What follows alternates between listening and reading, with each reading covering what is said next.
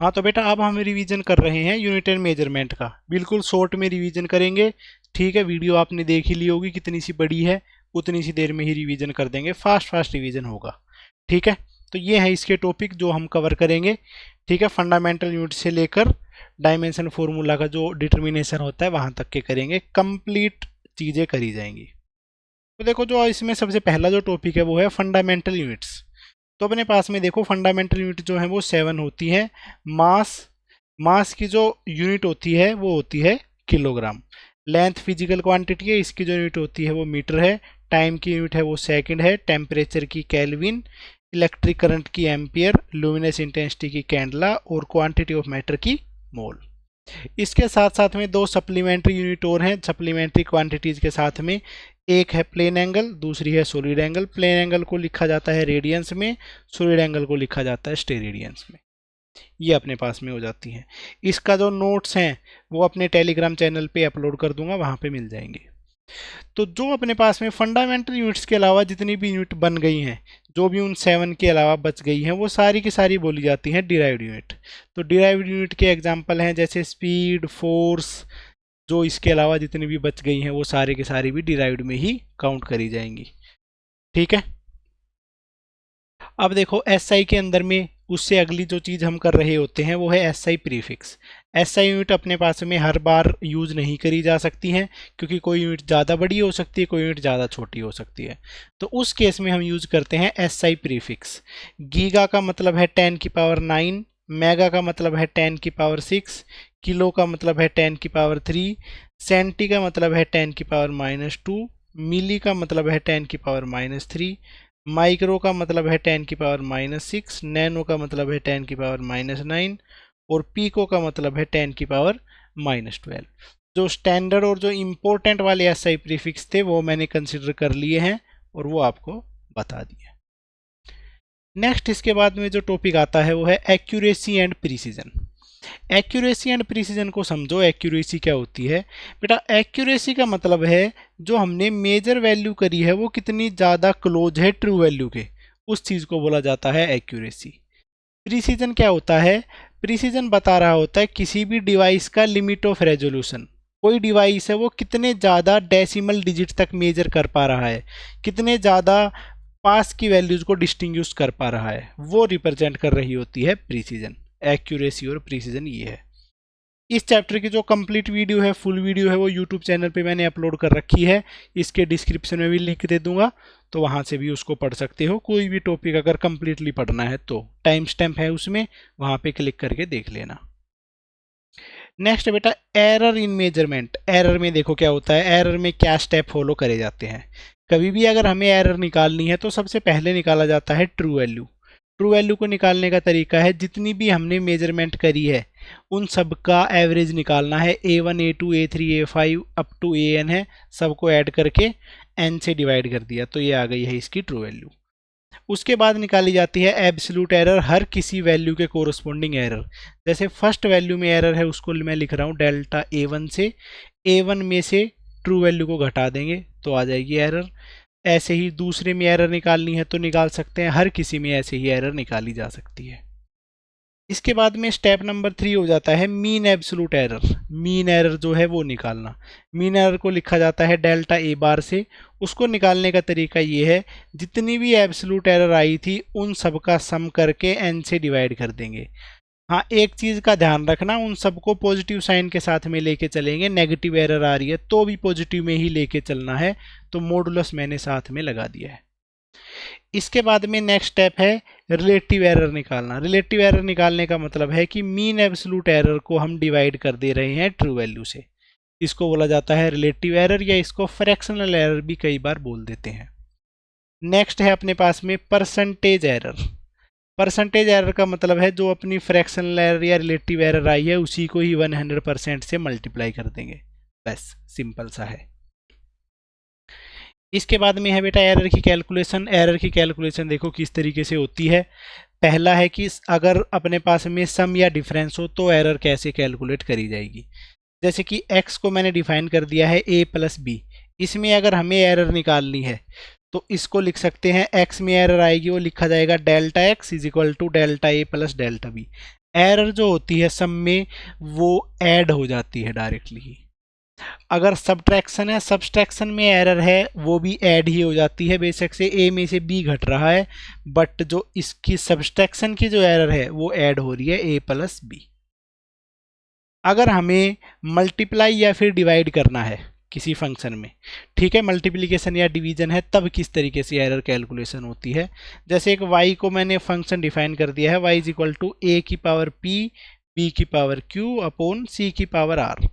तो y की power है 1 तो 1 आगे आ जाएगा बेटा delta y upon y। a की पावर है p तो p आगे आ जाएगा delta a upon a। b की पावर q है तो q आगे delta b upon b। r आगे delta c upon c।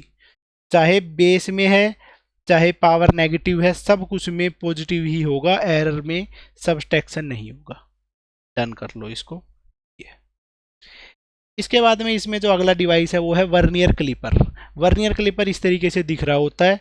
Vernier clipper में ये अपने पास में ये जो स्केल है, इस स्केल को बोला जाता है मेन स्केल, और ये वाला जो स्केल है इसको बोला जाता है वर्नियर स्केल।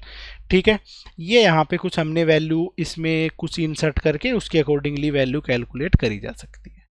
ठीक है, तो पहला फॉर्मूला है लीस्ट काउंट का। लीस्ट काउंट का फॉर्मूला होता है 1 main scale division minus 1 vernier scale division. Main scale के एक डिवीजन में से वर्नियर स्केल का एक डिवीजन घटा देंगे। ठीक है, ये इसके लिस्ट काउंट का फॉर्मूला है। रीडिंग निकालने का क्या तरीका है? रीडिंग निकाली जाती है अपने पास में main scale reading plus list count into vernier scale reading minus 0 error. ठीक है, वर्नियर स्केल रीडिंग किस तरीके से पढ़ी जाती है? जो रीडिंग मेन स्केल के साथ में प्रॉपरली मैच कर रही है, तो इसमें वर्नियर में सेकंड वाली मैच कर रही है इस केस में, तो इस तरीके से पता चलेगा वर्नियर स्केल रीडिंग की। जो भी इसमें 0 एरर होगी कोरस्पॉन्डिंगली 0 एरर को सब्ट्रैक्ट करके आंसर निकाल लेंगे। नेक्स्ट इसके अंदर जो डिवाइस है वो है स्क्रू गेज। स्क्रू गेज देखो इस तरीके का डिवाइस होता है। इसमें ये वाला जो स्केल है, ये वाला है इसका मेन स्केल, और ये वाला जो स्केल घूम रहा होता है ये है सर्कुलर स्केल।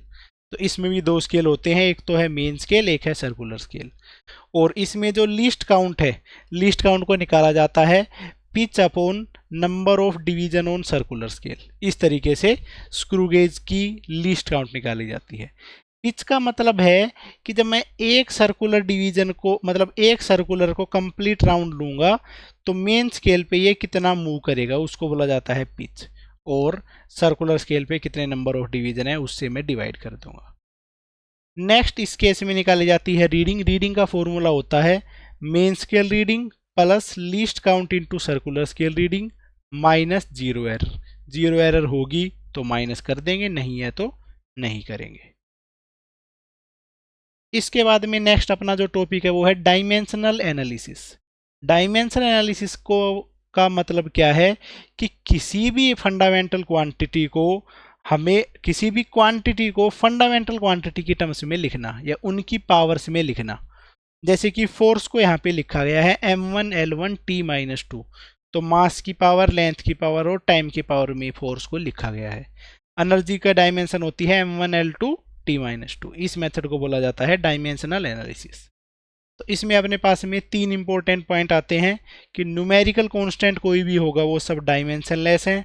टिग्नोमेट्रिक रेशियो जितने भी हैं, sine theta, cos theta, tan theta, secant theta, cosecant theta, सबके सब डायमेंशनलेस है। जितने भी लॉगरिथमिक फंक्शन है या एक्सपोनेंशियल फंक्शन है, सबके सब डायमेंशनलेस होंगे। ये हो जाता है डायमेंशन एनालिसिस का पॉइंट। इसके बाद में अपने पास में जो नेक्स्ट पॉइंट है वो है इस पे बेस्ड प्रिंसिपल ऑफ होमोजेनिटी। अब देखो अपने पास में अगर कोई फॉर्मूला इस तरीके से गिवन है a is equal to b plus c minus d, तो किन्हीं भी क्वांटिटी को अपने पास में ऐड किया जा रहा है, किसी को सब्ट्रैक्ट किया जा रहा है, किसी को इक्वल पुट किया जा रहा है, उन सब की डायमेंशन सेम ही होगी, क्योंकि मास में मास को ही ऐड किया जा सकता है, मास को ही सब्ट्रैक्ट किया जा सकता है, मास को ही दो इक्वल पुट किया जा सकता है। तो ये हो जाता है प्रिंसिपल ऑफ होमोजेनिटी। तो यहाँ पे इस फॉर्मूले के अकॉर्डिंगली ए की जो डायमेंशन है, बी की डायमेंशन है, सी की डायमेंशन है और डी की डायमेंशन है, सब सेम होंगी। तो ये यहाँ पे लिखा गया है। इससे बेस्ट एक फॉर्मूला है s is equal to u t plus half a t square. इस फॉर्मूले में s की डायमेंशन, ut की डायमेंशन और at स्क्वायर की डायमेंशन, सबकी डायमेंशन सेम होगी। यही होता है अपना प्रिंसिपल ऑफ होमोजेनिटी। इसके बाद में देखो नेक्स्ट है कन्वर्जन ऑफ यूनिट। एक सिस्टम से दूसरे सिस्टम ऑफ यूनिट में कन्वर्ट करने का जो मेथड है वो भी डायमेंशनल एनालिसिस से ही आता है। कोई भी क्वांटिटी है उसकी वैल्यू है उसको लिखा जाता है n इंटू यू की टर्म्स में। n होगा वहां पे न्यूमेरिकल वैल्यू और u होगा वहां पे यूनिट।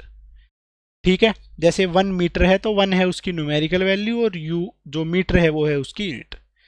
तो बेटा देखो n1 u1 is equal to n2 u2, एक यूनिट से दूसरी यूनिट में कन्वर्ट करने के लिए ये फॉर्मूला यूज किया जाएगा। और जितनी बड़ी न्यूमेरिकल वैल्यू उतनी ही छोटी यूनिट, या जितनी छोटी न्यूमेरिकल वैल्यू उतनी ही ज़्यादा यूनिट। तो numerical value and unit are inversely proportional to each other. Okay, अब देखो इसके बाद में है u1 अपॉन u2। इस चीज़ का जो फॉर्मूला बनता है जिससे हम निकालते हैं वो फॉर्मूला ये है u1 upon u2 is equal to m1 upon m2 l1 upon l2 t1 upon t2, और जो डायमेंशन से इनकी पावर आती हैं वो लिख देंगे। अब देखो इस चीज़ का ही यूज करके एक क्वेश्चन सोल्व करते हैं कि हमें कन्वर्ट करना है 1 न्यूटन को डायन में। न्यूटन है बेटा SI यूनिट ऑफ फोर्स है, डायन है वो है CGS यूनिट ऑफ फोर्स। तो यूनिट 1 अपॉन यूनिट 2, 1 यूनिट है न्यूटन, दूसरी वाली जो यूनिट है वो है डायन। ठीक है, ऊपर वाला जो सिस्टम लिया है वो SI सिस्टम है, नीचे वाला जो सिस्टम मैंने कंसिडर किया है वो है CGS सिस्टम। तो SI सिस्टम में मास की यूनिट लिखी, लेंथ की यूनिट लिखी और टाइम की यूनिट लिखी। ऐसे ही CGS यूनिट में मास की यूनिट लिखी, लेंथ की यूनिट लिखी और टाइम की यूनिट लिखी, और उनकी अकॉर्डिंगली फोर्स की डायमेंशन होती है m1 l1 t-2। जो फोर्स की डायमेंशन थी वो लिख दी m1 l1 t-2। इस फॉर्मूले में पुट किया। किलोग्राम अपॉन ग्राम होता है बेटा 10⁻3, मीटर अपॉन सेंटीमीटर को कर सकते हैं 10⁻2, तो सेकंड से सेकंड तो कट ही गया, 1 बच गया। तो ये बन जाता है 10⁵, और 1 न्यूटन को लिखा जा सकता है 10⁵ डायन। ये अपने पास में है तरीका। इसके अलावा जो बेटा अगला मेथड है वो है अपने पास में कोई भी फॉर्मूला डिटरमाइन करना।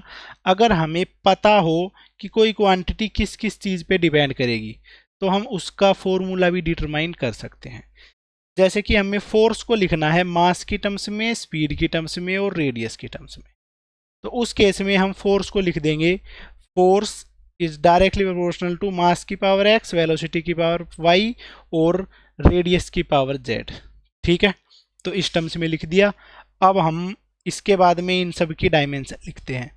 तो फोर्स की डायमेंशन है m1 l1 t-2, मास की डायमेंशन m ही है, ऊपर पावर x कर दी, वेलोसिटी की डायमेंशन है lt-2 1, उसकी पावर y, रेडियस है वो लेंथ ही है, उसकी पावर कर दी z। तो यहाँ पे इसको पुट कर दिया है। ठीक है, तो m की पावर है उससे कंपेयर किया, m की पावर 1 है तो यहाँ से x की वैल्यू आ गई है 1, l की पावर यहाँ पे 1 है, यहाँ पे है y प्लस z, तो y plus z is equal to 1 आ गया है। टाइम की पावर है -2, इधर है टाइम की पावर -y, तो -2 इज इक्वल टू -y, तो y की वैल्यू आ गई है 2। अब y की वैल्यू मैंने यहाँ पे पुट करी 2, तो इधर से z की जो अपने पास में z है, z की वैल्यू भी आ गई है, z की वैल्यू आ गई है -1। अब हम इस फॉर्मूले में पुट करेंगे force is directly proportional to m की पावर 1, v की पावर 2 और r की पावर z जो की थी -1।